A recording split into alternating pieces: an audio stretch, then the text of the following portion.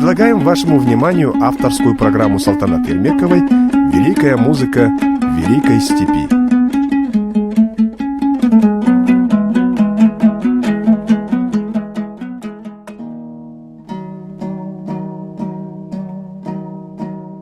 Здравствуйте, дорогие радиослушатели!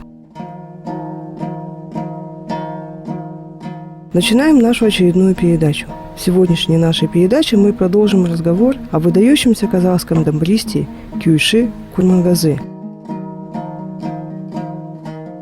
Итак, Бай Жанша долго преследует Кюйши, как тень. И однажды вечером, когда Курмангазы увлекся игрой на дамбре, Жанши удалось захватить его врасплох. Курмангазы заключили в урдинскую тюрьму, обвиняя его в конокрадстве. Целый год Курмангазы томился в тюрьме. Там он играл на дамбре, сочинял новые кюи и за это пользовался любовью арестантов, которые всячески стремились помочь ему выйти на свободу.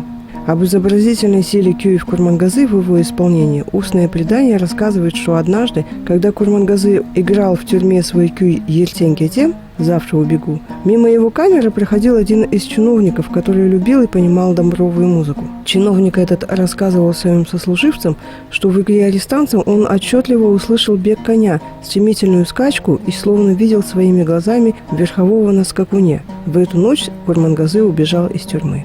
Скитаясь пешком по степям, Курмангазы добрался до аула некоего Кемель-Туре, который с необыкновенной жестокостью преследовал всех сородичей Кюйши кызылкуртовцев. Случайно наткнувшись на принадлежавшего врагу коня по кличке Ахсурат, привязанного на бельдел, Курмангазы сел на него и уехал. Зная, что теперь оставаться в пределах Букеевской Орды ему невозможно, он задумал переехать реку Урал и перебраться в земли Малого Жуза. Он знал, что без разрешения Временного совета и пограничной комиссии ему нельзя переехать границу, разделяющую Жузы. Знал также, что эти учреждения не дадут ему такого разрешения, ибо он уже числился в списке конокрадов и барымтачей. Однако, вспоминая народную поговорку, что риск – это лодка, которая переплывет море, Курмангазы перешел Урал в местности, которая называется Тас-Кешу, то есть Каменный Брод, и направился в сторону Мангышлака. Освободившись от преследования, Курмангазы появлялся везде и всюду, как желанный и дорогой гость. Он играет свои пламенные кюи и рассказывает о пережитом в тюрьме и на воле. В это время он также сочиняет новые кюи. Всем кюям Курмангазы свойственен оптимизм сильной натуры. Они исполнены духа борьбы и напоминают пламенные стихи Махамбета Утемесова. Безусловно, все они тесно связаны с окружавшей их автора обстановкой, с событиями, которые пережил Кюйши в тот или иной период своей жизни. Многие имеют ярко выраженный автобиографический характер, но каждый из них непременно несет в себе общезначимые идеи и образы. В начале 50-х годов Курмангазы возвращается на родину. Полагая, что за время пятилетнего его отсутствия обстановка изменилась, он без всяких предосторожностей переправляется через реку Урал и приезжает в Букеевскую Орду. Здесь Курмангазы находит старшину Абубакира Акбаева и обращается к нему с просьбой, чтобы старшина отдал свой долг Сагырбаеву за долгие годы его работы пастухом. Но Акбаев и слышать не хочет об отдаче долга отцу Курмангазы. Он приказывает своим людям связать и избить дерзкого Кюйши. Раскидав наседавших на него джигитов Акбаева, Курмангазы обращается к старшине со словами: «Можно отрезать человеку голову, но нет обычая резать язык», и кончает свое обращение стихами: «Видит Бог, перед ним я не знаю вины, и не трогал Таврия у беке табуны. Я с тобою хотел бы в степи повстречаться, для расправы с ублюдком слова не нужны». Бросив оскорбление в лицо врагу, Курмангазы удалился из аула Акбаева, и ни один человек не осмелился гнаться за ним. Акбаев долгое время выслеживал Курмангазы, и в один прекрасный день его джигитам удалось схватить Кюйши и связанного отправить в уральскую тюрьму. Здесь Курмангазы познакомился с русским арестантом, рабочим Лавочкиным, который сидел в тюрьме за оскорбление белого царя. И несмотря на то, что Курмангазы почти не владел русским языком, эти два человека, вначале мимикой и жестами, все же объясняются между собой. Лавочкин утешал Курмангазы, поддерживал в нем бунтарский дух. Со своей стороны Курмангазы рассказал ему о своей матери, которая неизменно поддерживала сына бунтаря, сына музыканта и бунтаря. Доверенные люди Акбаева поймали меня, заковали в кандалы, привязали к бричке и собирались отправить в Уральск. Мать моя подошла ко мне попрощаться, и вдруг слезы неудержимо хлынули из моих глаз. Тогда мать, вместо того, чтобы оплакивать сына, подошла ко мне вплотную и дала крепкую пощечину со словами: «Я думала, что родила мужчину, а не плаксивого большого ребенка». Эти слова запали в душу Курмангазы. Свои мысли о матери, свое горячее сыновнее чувство к ней Кюйши, не умевший писать, мог запечатлеть только на домбре. И он создает музыкальный образ этой замечательной женщины в Кюи Кайран Шишем. Нет сомнения, что в Кюи Кайран Шишем Курмангазы стремится создать образ мужественной, стойкой в несчастьях женщины Алки. Тяжелые раздумья пленника, тоскующего по воле, и светлая надежда на свободу, уверена в своих силах – вот внутренняя идея, заложенная в Кюи Кайран Шишем.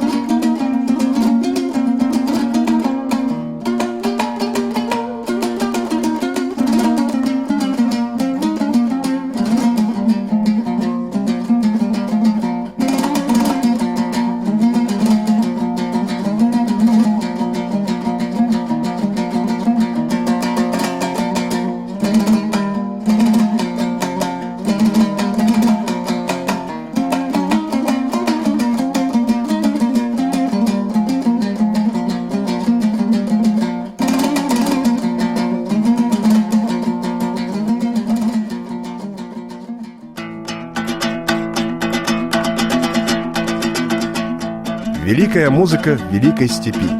Вы слушаете авторскую программу Салтанат Ермековой.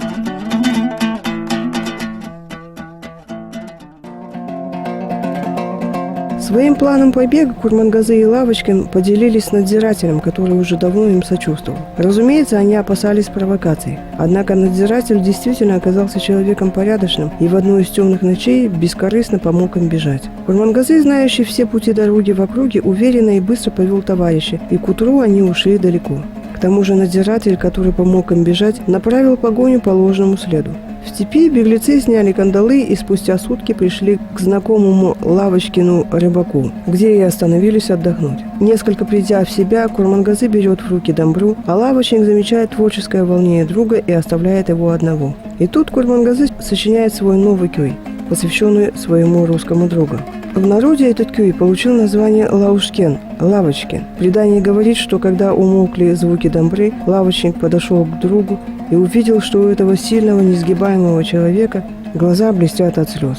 Он играет свой кюй, и Лавочник слышит в нем отзвуки родной русской песни. Еще в день пробыли они в гостеприимном доме рыбака, а потом, крепко обнявшись на прощание, разошлись в разные стороны и уже навсегда.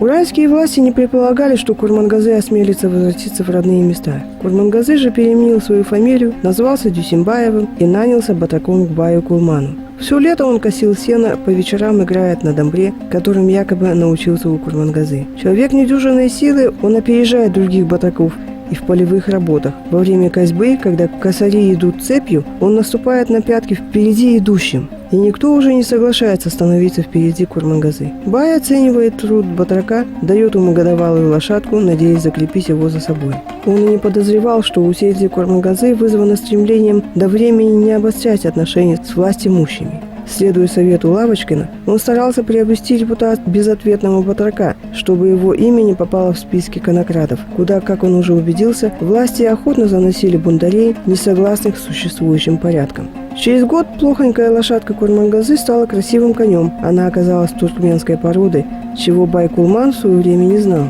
А лошади туркменской породы в малолетстве выглядят весьма невзрачными и начинают приобретать свою стать только на 3-м году жизни.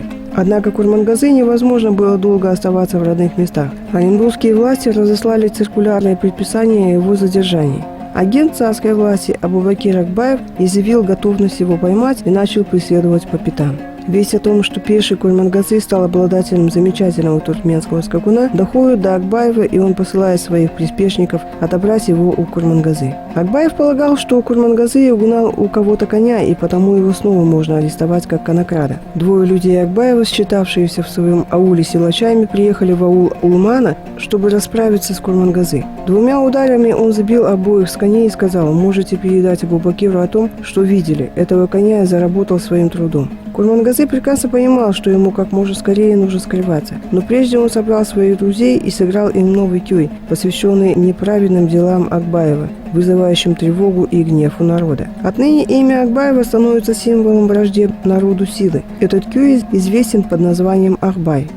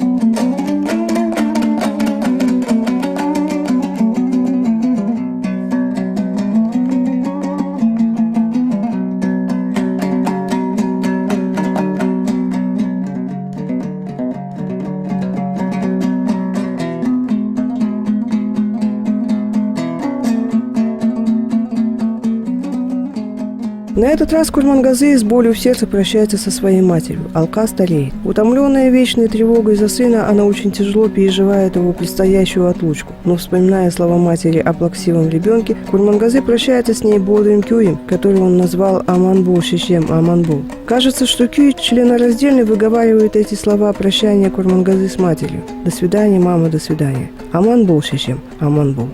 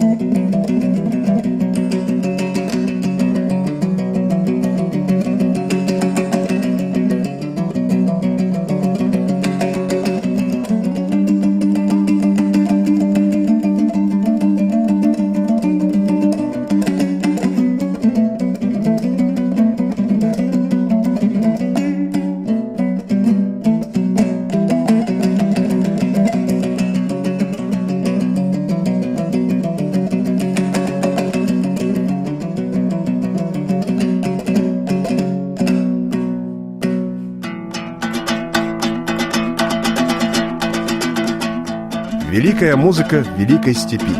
Вы слушаете авторскую программу Салтанат Ермековой.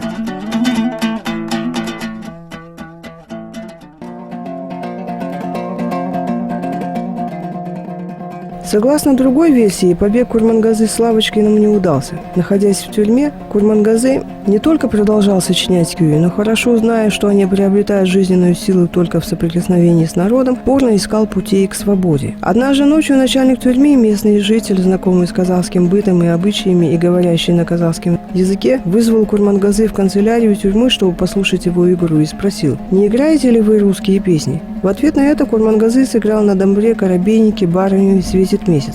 С этого дня тюремный начальник держал Курмангазы сравнительно свободно. Но в это время выходит распоряжение генерал-губернатора о привлечении к ответственности лиц, совершивших преступления, предусмотренные в законе в 1844 года. Согласно этому закону, Курмангазы ожидала ссылка в Сибирь, как бы за конократство. Курмангазы понимал все трудности своего положения и решил бежать из тюрьмы во что бы то ни стало. О своем намерении немедленно совершить побег он сообщил матери, которая ухитрилась передать сыну стальную пилку, спрятанную в хлеб. Сначала Курмангазы пытался перепилить кандалы, но скрежет пилки и позвякивание цепей так громко раздавались в ночной тишине, что он решил бежать закованным. И вот тогда, когда уже близился день отправки Курмангазы в далекую ссылку, возвращаясь в безлунную ночь вместе с другими арестантами с работы, он сделал вид, что натер ноги кандалами и отстал от товарищей. Сильным ударом он сшибает с ног конвоира, выхватывает его оружие и, придерживая одной рукой цепи, бросается бежать. Ночной мрак оказался надежным союзником беглеца.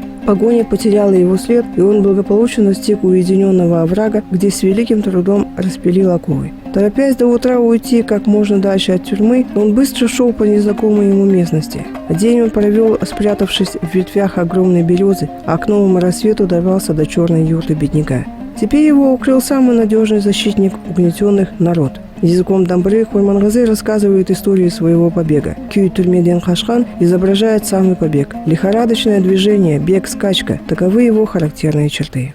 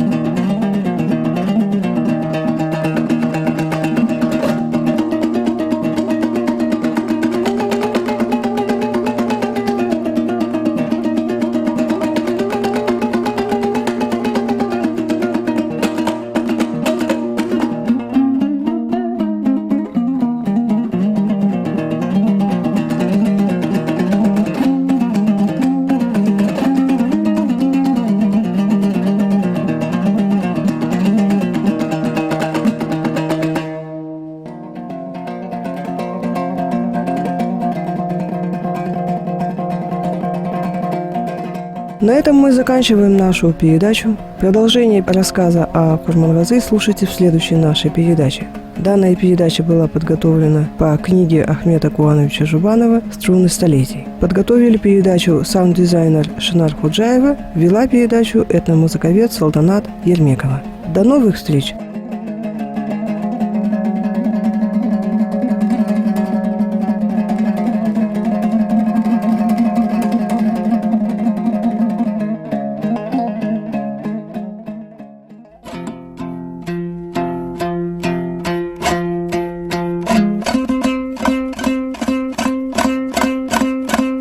В Великой степи всегда звучала великая музыка.